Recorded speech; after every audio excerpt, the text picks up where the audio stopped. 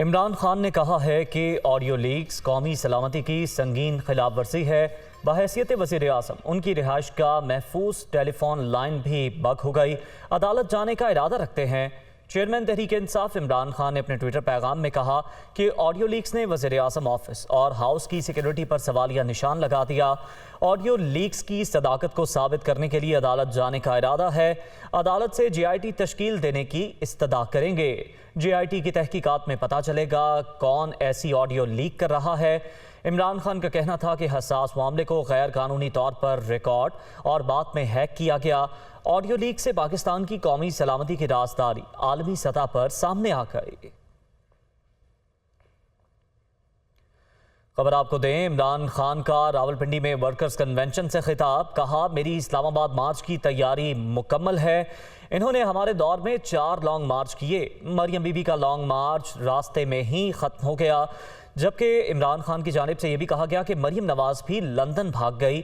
باپ اور بیٹی کہتے ہیں ناجائز کیسز کر کے بہت ظلم کیا گیا، جب ان کے خلاف کیسز بنے اس وقت ہماری حکومت نہیں تھی۔ یہ لوگ آج تک لندن فلیٹس کی منی ٹریل نہیں دے سکے۔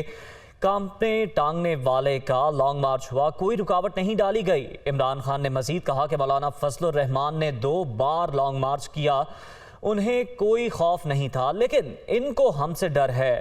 لانگ مارچ کا نام لوں تو ان کی ٹانگیں کانپنا شروع ہو جاتی ہیں۔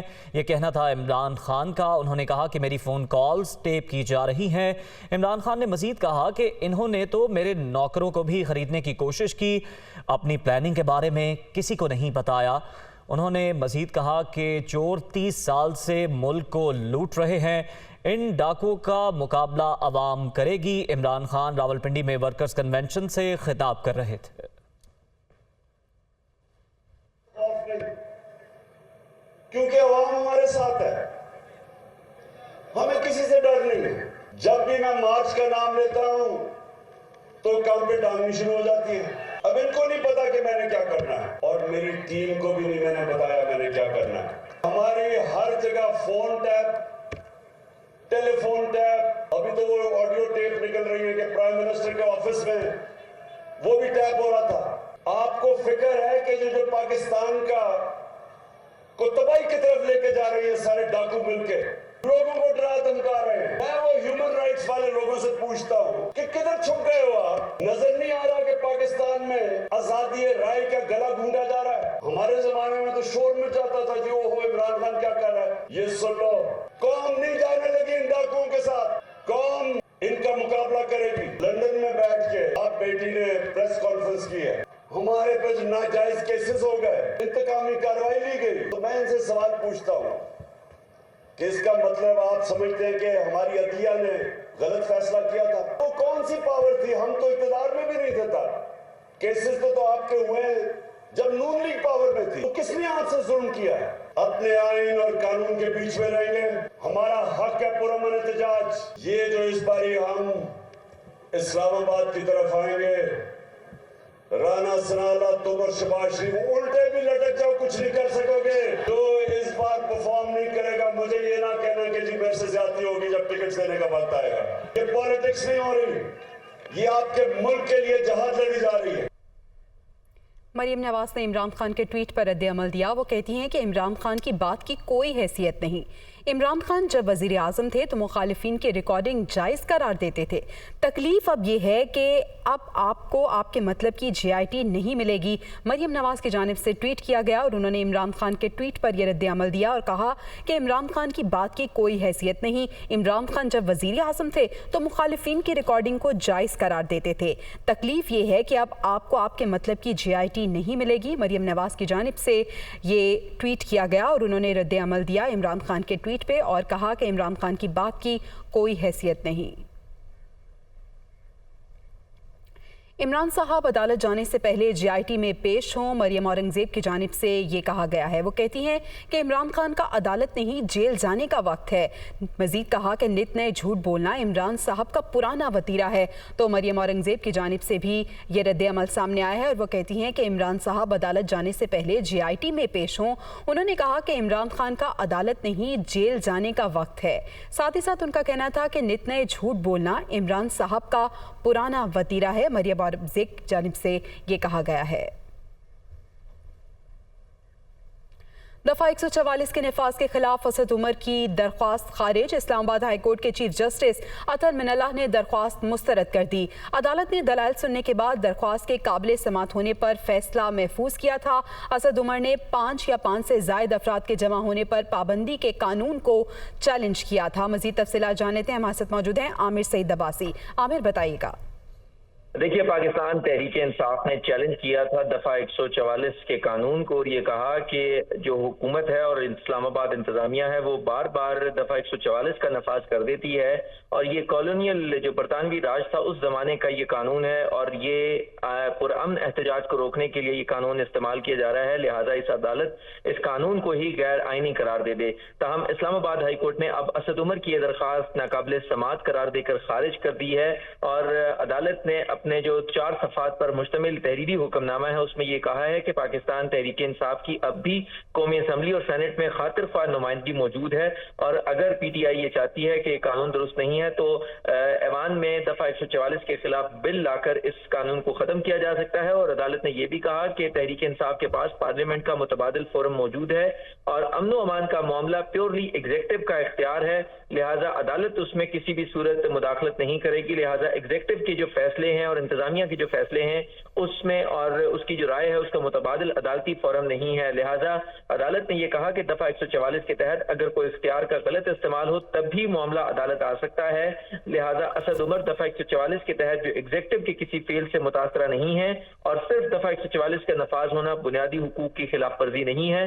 عدالت نے ان بنیادی اوپر اسد عمر اور پی ٹی آئی کی درخواست ناقابل سماعت قرار دے کر خارج کر دی ہے، اور یہ کہا ہے کہ عدالت کسی بھی صورت انتظامیہ کے معاملات میں مداخلت نہیں کرے گی، اور نہ ہی پراپر فورم ہے یہ، کیونکہ پی ٹی آئی کے پارلیمنٹ میں اکثریت موجود ہے، اور وہ اگر ان کو یہ لگتا ہے کہ قانون درست نہیں ہے تو وہ پارلیمنٹ میں اس قانون کو ختم کر سکتے ہیں، لہٰذا عدالت کسی بھی صورت اس طرح کی قانون سازی سے متعلق معاملات میں مداخلت نہیں کرے گی۔ اسلام آباد ہائی کورٹ نے درخواست کو ناقابل سماعت قرار دے کر خارج کر دیا ہے، اور اس درخواست کو ٹھیک ہے، بہت شکریہ عامر سعید عباسی، اپڈیٹ کیا آپ نے۔ تذکرہ وزیراعظم شہباز شریف کا، جن کا کہنا ہے کہ تھر کول منصوبہ پاکستان کے لیے انتہائی اہم ہے۔ تھر کے کوئلے سے بجلی کی پیداوار سے کثیر ملکی زر مبادلہ کی بچت ہوگی، کوئلے سے استفادہ کر کے ملکی صنعتیں ترقی کریں گی۔ ہمارے لیے گیس کا حصول انتہائی مشکل ہو چکا ہے، تھر کول منصوبہ گیم چینجر ثابت ہوگا۔ وہ تھر کول پروجیکٹ فیز 2 کی افتتاحی تقریب سے خطاب کر رہے تھے۔ تھر کول کو اگر ہم پروموٹ کریں تو پاکستان کا زر مبادلہ بچے گا، پاکستان کی صنعتیں سستی مصنوعات بنا سکیں گی، اور پاکستان کی جو معیشت جو ہے وہ بہت تیزی سے آگے ترقی کر سکے گی۔ 24 ارب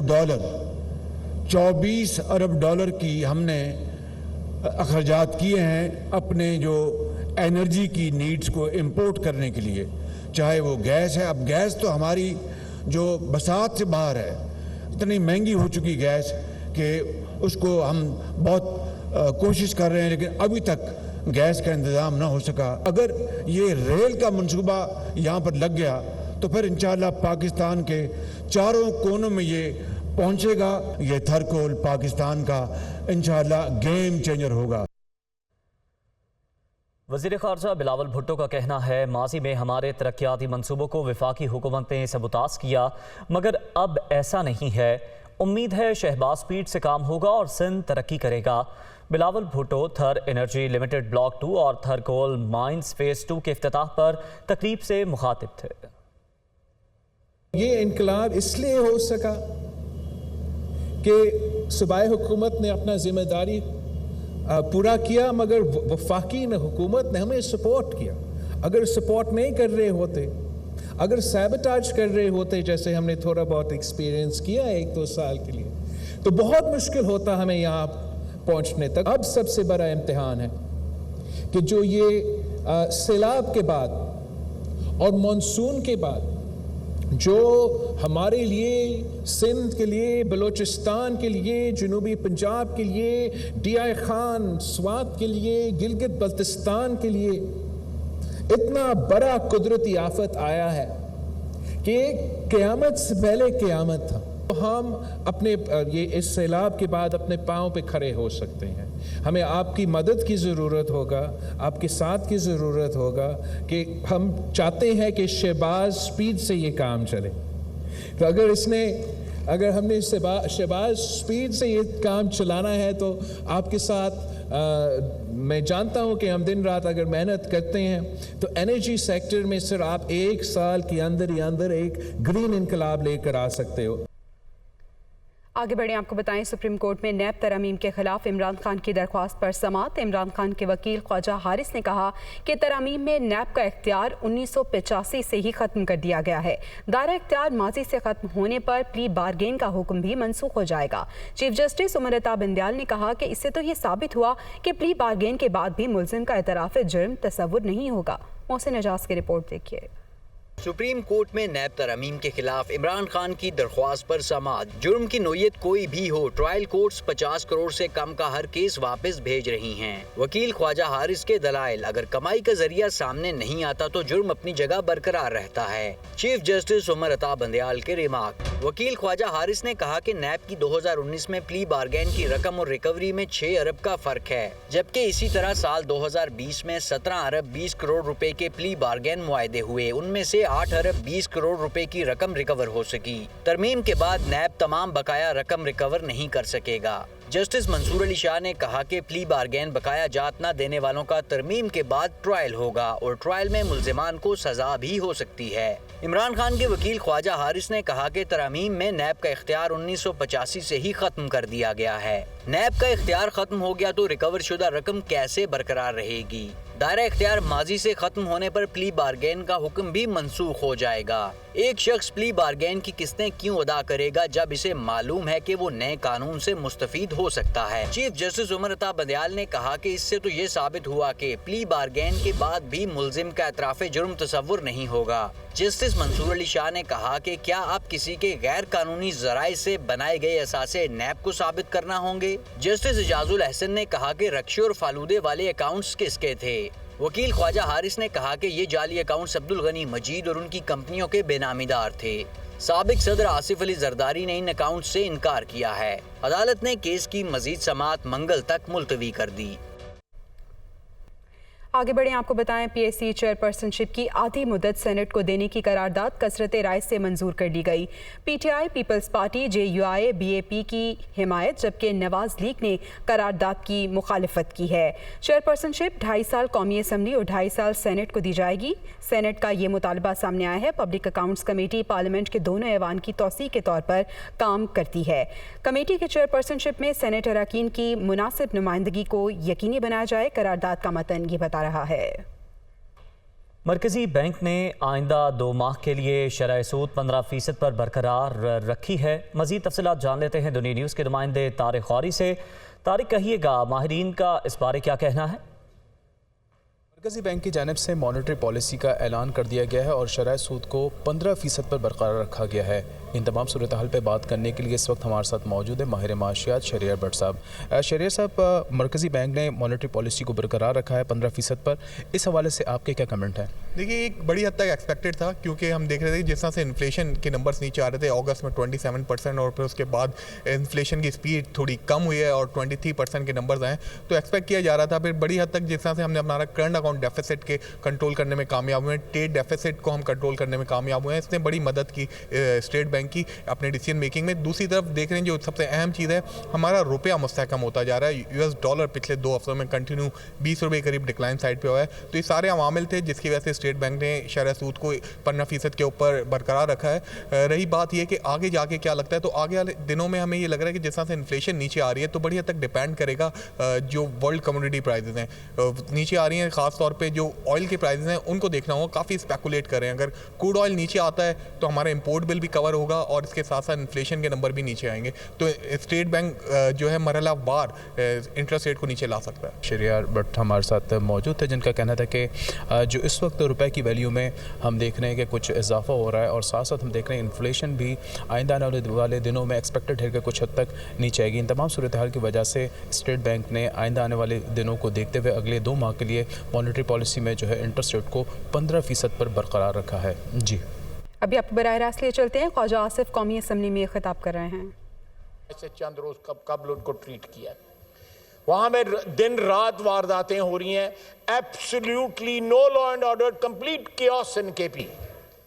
اس صورت میں وہ کلیم کر رہا ہے کہ مجھے جو ہے میرا اقتدار جو پاکستان کی پارلیمنٹ نے ووٹ آف نو کانفیڈنس سے اس سے چھینا تھا وہ واپس کیا جائے. وہ ڈیسپریٹ ہے, بلکہ ایک نئے مذہب کی جو ہے وہ تشکیل کر رہا ہے. جس طرح کی وہ باتیں کر رہا ہے اور جس طرح کے وہ پوسٹر لگا رہا ہے کہ جو ہے جس طرح بنی اسرائیل گزرے تھے اور سمندر پھٹ گیا تھا, وہ پوسٹر کی جگہ وہاں پہ جو فلموں میں حضرت موسیٰ کی تصویر ہے وہاں پہ اپنی تصویر لگا کے جو ہے نا وہ عبور کر رہا ہے سمندر. کبھی حقیقی آزادی کی بات کرتا ہے, اور حقیقی آزادی کیا ہے وہ ساری کی ساری آڈیو لیک سے پتہ لگ گئی ہے. کبھی بیرونی سازش کی بات کرتا ہے, وہ بھی آڈیو لیک سے پتہ کر رہی ہے. یہ تو ابھی ابتدا ہے, یہ بالکل اس کا اصلی چہرہ جو ہے, بھیانک چہرہ جو ہے وہ سارا سامنے آنے والا ہے. لیکن اس وقت جو ہے اس ہاؤس کی توجہ مرکوز ہونی چاہیے کے پی کی حکومت کی. یہ آگ جو ادھر ادھر انہوں نے اس کی نیگلیجنس کی وجہ سے یا ڈیلیبریٹلی وہاں پہ جو لگائی گئی ہے وہ کہیں دوسری جگہوں پہ نہ آ جائے. کوئی زیادہ دور کی بات نہیں ہے. یہ سچویشن پہلے ہم دیکھ چکے ہیں, اور ہماری افواج نے بے شمار قربانیاں دے کے جو ہے اس وقت جو ہے کور کمانڈر تھے, ان کا بعد میں پریڈ لین کے اندر بچہ شہید ہوا اس بدلے کے اندر جو انہوں نے وہاں پہ جو کنٹرول کیا تھا اس بدلے کے اندر. تو یہ صورتحال ہے جناب اسپیکر. میرا تو خیال ہے کہ اس سچویشن کے اوپر ہاؤس کو ایک بحث کرنی چاہیے, ایک دن مختصر ہونا چاہیے کہ اس وقت کے پی میں کیا ہو رہا ہے. میں بہت بہت شکریہ آپ کا.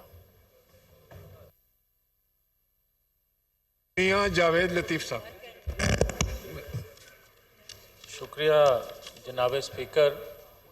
یہ بات حقیقت ہے کہ خیبر پختونخوا میں کرپشن ہو, لا قانونیت ہو. نیوز اسٹوڈیو سے اب تک کے لیے اتنا ہی. باخبر رہنے کے لیے دیکھتے رہیے دنیا نیوز.